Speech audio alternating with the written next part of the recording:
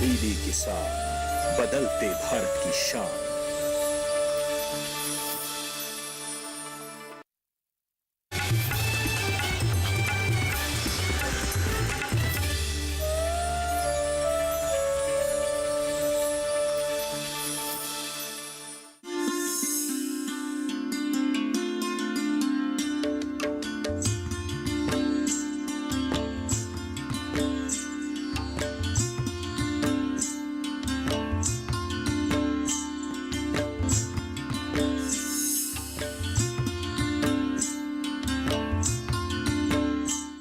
नमस्कार किसान भाई और बहनों, स्वागत है आपका गांव किसान कार्यक्रम में। आपके साथ मैं हूं अंजू सिंह।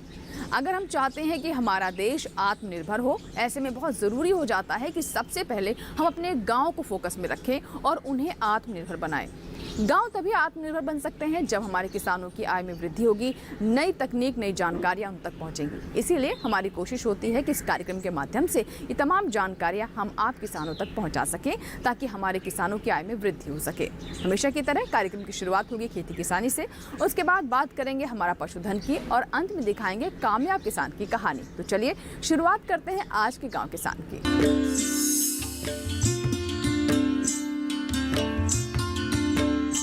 सबसे पहले नजर खेती किसानी पर। अक्सर आपने सुना होगा कि जल ही जीवन है, यानी बिना जल के हम जीवन की कल्पना नहीं कर सकते। लेकिन बावजूद इसके जल की बर्बादी लगातार की जा रही है और नतीजा ये है कि ग्राउंड वाटर लेवल लगातार नीचे जा रहा है। इसीलिए आज हम आपको बताएंगे कि कैसे आप घर की छत पर वर्षा जल संचयन कर सकते हैं और इसका इस्तेमाल साल भर पीने के पानी में किया जा सकता है। किस विधि से आप इसे अपना सकते हैं, आइए देखते हैं इस रिपोर्ट में।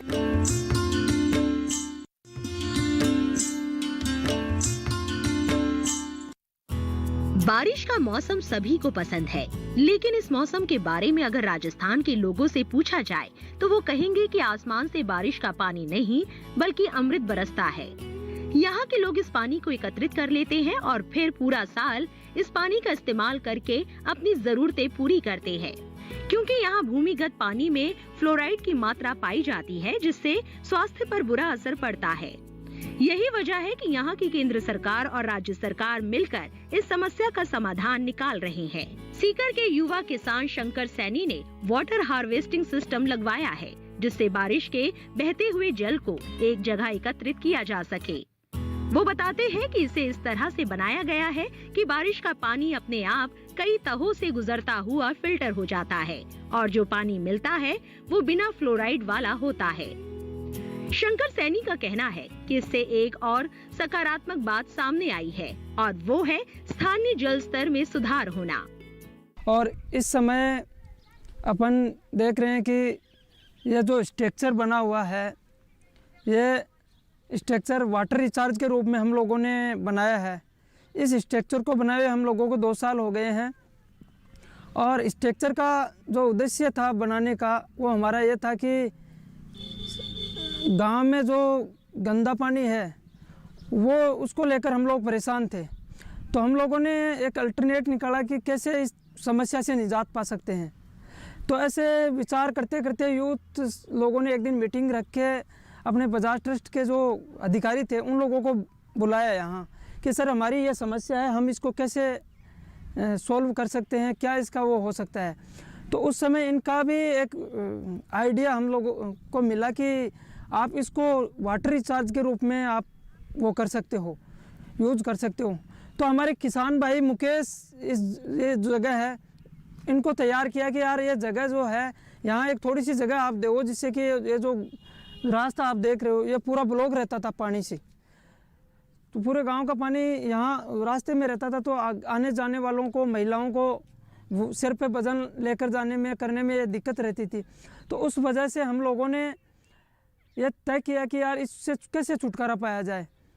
तो हमारी काफ़ी गहन चर्चा हुई, 2-3 मीटिंगें हुई आपस में, और आपस में मीटिंग होके इस किसान को तैयार किया कि आपके यहाँ भी जल स्तर है वो ऊपर आएगा।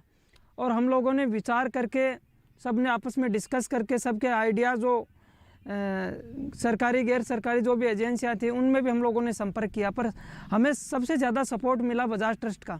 और इन लोगों ने हमें तकनीकी और जो भी इसको बनाने करने में जो भी मदद की, इन लोगों का काफ़ी सहयोग रहा और हम लोगों ने आपस में तय करके ये तय किया। पहले तो आसपास के जो बोरवेल थे उसमें देखा कि कहाँ तक अपना वाटर का लेवल है, तो उस लेवल से 160 फीट पे इसको ले जाकर, वो लेवल था 200 फीट के लगभग, तो फिर भी इसको ऊपर रखा कि कहीं जो गंदा पानी आएगा वो उसके जो कंटेंट्स है वो नीचे न जाए और पानी जो आसपास का पानी है वो भी दूषित न रहे।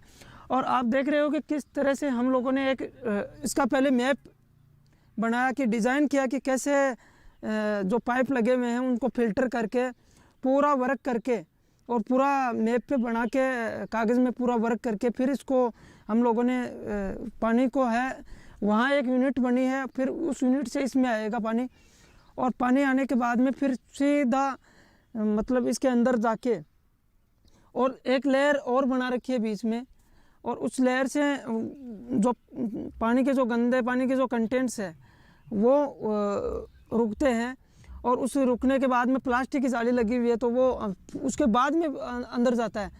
तो ये हमारा एक अनुभव रहा है। राजस्थान के लगभग सभी क्षेत्रों में जल की समस्या पहले समय से ही आ रही है। शेखावाटी क्षेत्र में ये समस्या इससे भी बड़ी है। तो हमने इस जल की समस्या को देखते हुए विवेकानंद नवयुवक मंडल ने यह विचार किया कि किस प्रकार हम इस जल की समस्या से निदान पा सकते हैं। इस समस्या को देखते हुए हमने गांव में रिचार्ज पॉइंट के माध्यम से रिचार्ज पॉइंट जिसमें वर्षा का जल संरक्षण होता है, रिचार्ज नीचे नलकूपों में और ट्यूबवेलों में जो पानी है वो संरक्षित होकर नीचे जाता है, जिससे नीचे वाटर लेवल बढ़ता है। इसमें वर्षा का जल हम जानते हैं कि एकदम शुद्ध पानी होता है, उसमें फ्लोराइड की मात्रा बिल्कुल भी नहीं होता है। अगर शुद्ध पानी उस नीचे फ्लोराइड युक्त पानी में भी मिलता है तो वह पानी और अधिक शुद्ध होगा। ऐसे इस प्रयोग से हमने बजाज ट्रस्ट के सहयोग से बहुत सारे यूनिटों का संचालन किया। ये हमारे यूथ मंडल ने ये बहुत अच्छा काम किया है। पानी पर जल संरक्षण हमारे राजस्थान में बहुत ज़्यादा समस्या है, इसके लिए यूथ मंडल ने बहुत अच्छा काम किया है। तो ये सराहनीय काम है। गांव हमारे आने जाने की पानी की समस्या थी, तो यहाँ पर ये बोरियल बनाने के कारण से समस्या का निजात मिला है हमें।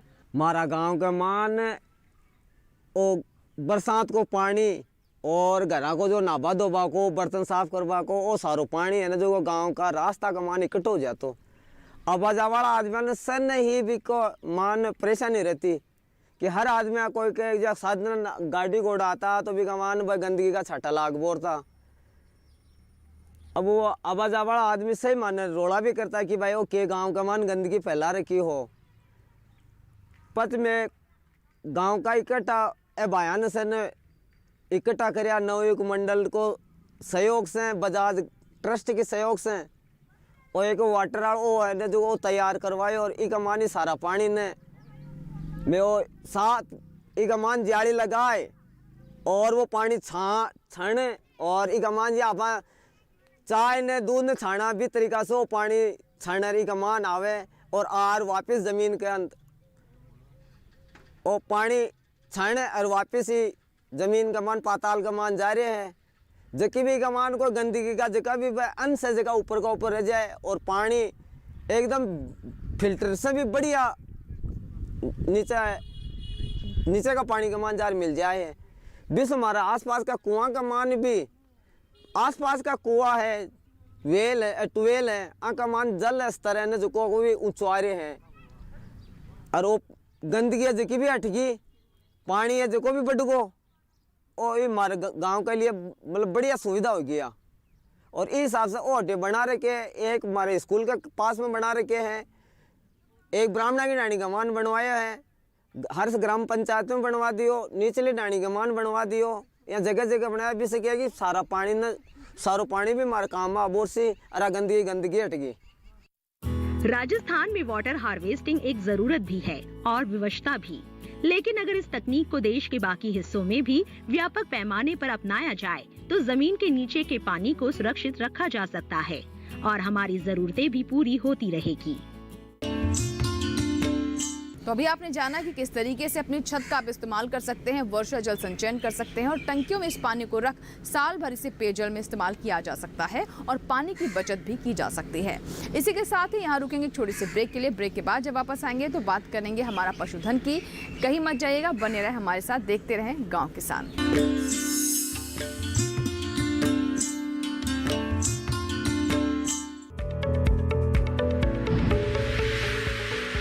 खुशहाल होंगे खेत, पशु रहेंगे स्वस्थ, सरकारी स्कीम का होगा लाभ, जब एक्सपर्ट्स का मिलेगा साथ, आपके सवाल विशेषज्ञों के जवाब, सिर्फ एक फोन कॉल की दूरी पर। देखिए किसानों का अपना प्रोग्राम हेलो किसान, सोमवार से शुक्रवार शाम 6 बजे से सिर्फ दूरदर्शन किसान पर।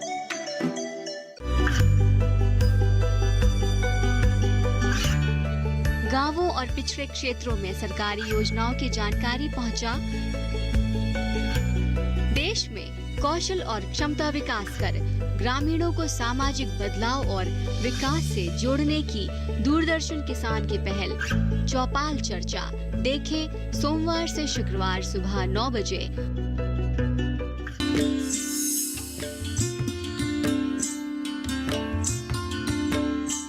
ब्रेक के बाद एक बार फिर आपका स्वागत है। आप देख रहे हैं गांव किसान और अब बात करते हैं हमारा पशुधन की। हमारा पशुधन में हम आप तक पशुपालन से संबंधित तमाम नई जानकारियां पहुंचाते हैं। आज के दौर में पशुपालन व्यावसायिक रूप से काफी लाभकारी हो गया है और हमारे किसानों की आय में इससे अच्छी वृद्धि भी हो रही है। आज इसी कड़ी में हम आपको बताएंगे गिर गाय के बारे में, किस तरीके से हमारे किसान गिर गाय पालन कर सकते हैं। गुजरात की ये गाय क्यों किसानों के बीच काफी लोकप्रिय है, इसके दूध की गुणवत्ता किस तरीके से उपभोक्ताओं के बीच काफी प्रचलित है और इसीलिए उपभोक्ता अच्छे दाम देने के लिए भी तैयार रहते हैं। तो आइए देखते हैं गिर गाय पालन से जुड़ी हमारी ये रिपोर्ट।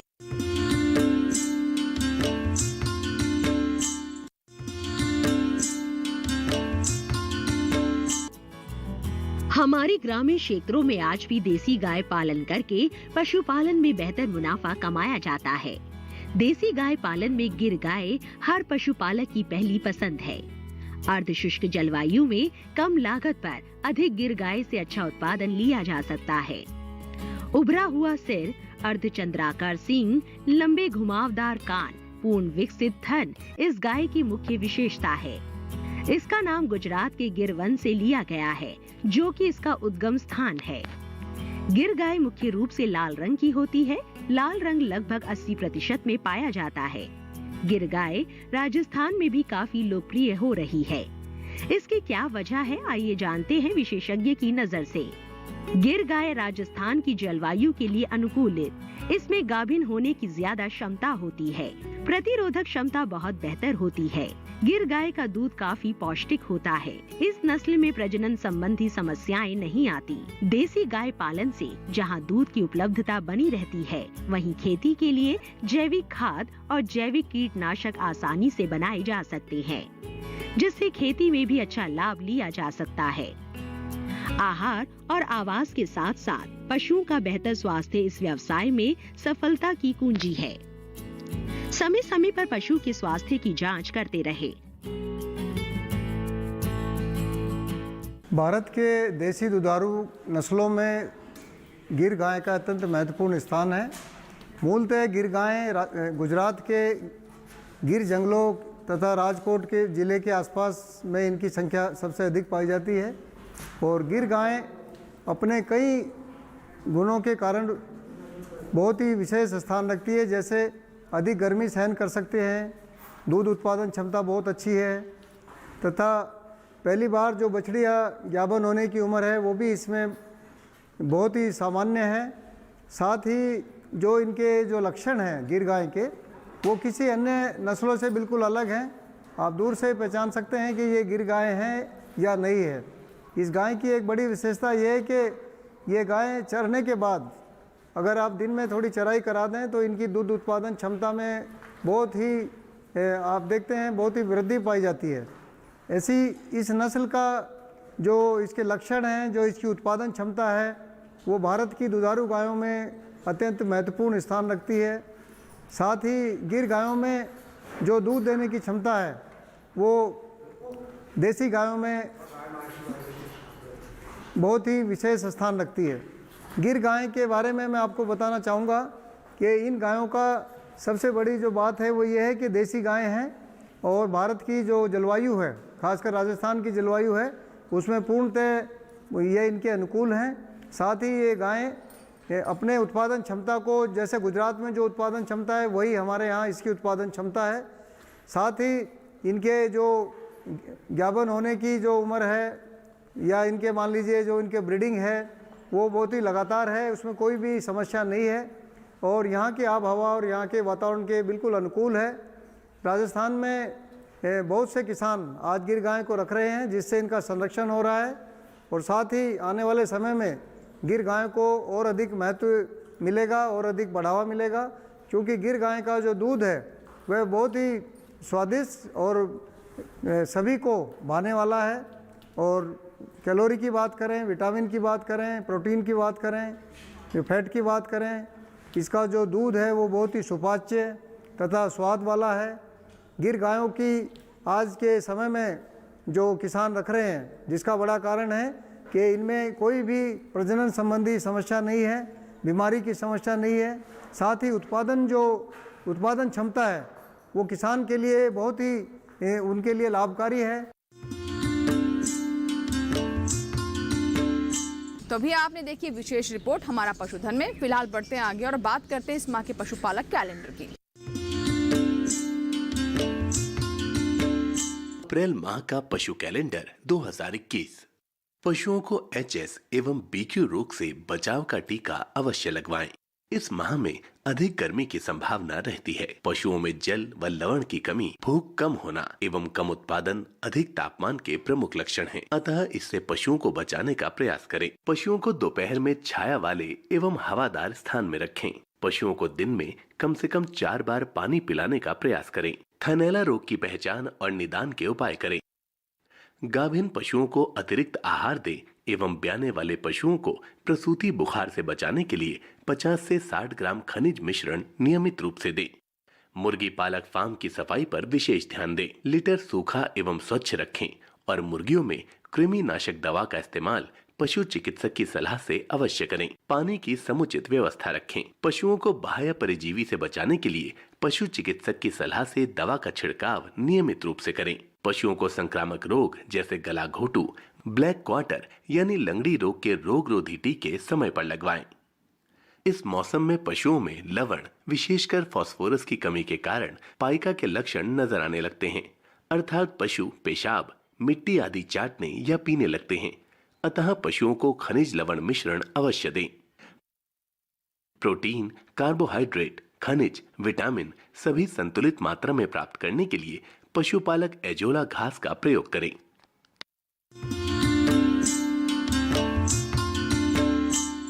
तो ये था इस माह का पशुपालक कैलेंडर। इसी के साथ ही वक्त हुआ एक छोटे से ब्रेक का। ब्रेक के बाद भी गांव किसान जारी रहेगा। बने रहे हमारे साथ। ब्रेक के बाद जब वापस आएंगे तो बात करेंगे कामयाब किसान की। छोटा सा ब्रेक।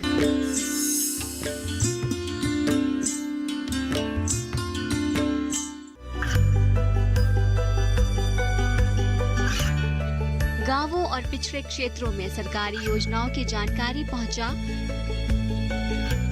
देश में कौशल और क्षमता विकास कर ग्रामीणों को सामाजिक बदलाव और विकास से जोड़ने की दूरदर्शन किसान की पहल चौपाल चर्चा देखें सोमवार से शुक्रवार सुबह 9 बजे।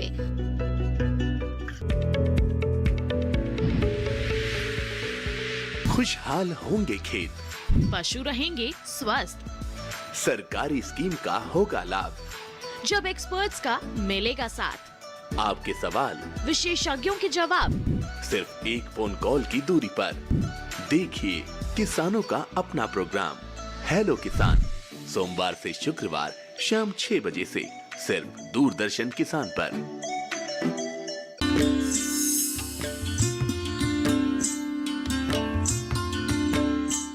ब्रेक के बाद एक बार फिर आपका स्वागत है। आप देख रहे हैं गांव किसान और आइए मुलाकात करवाते हैं आपकी आज के हमारे कामयाब किसान से।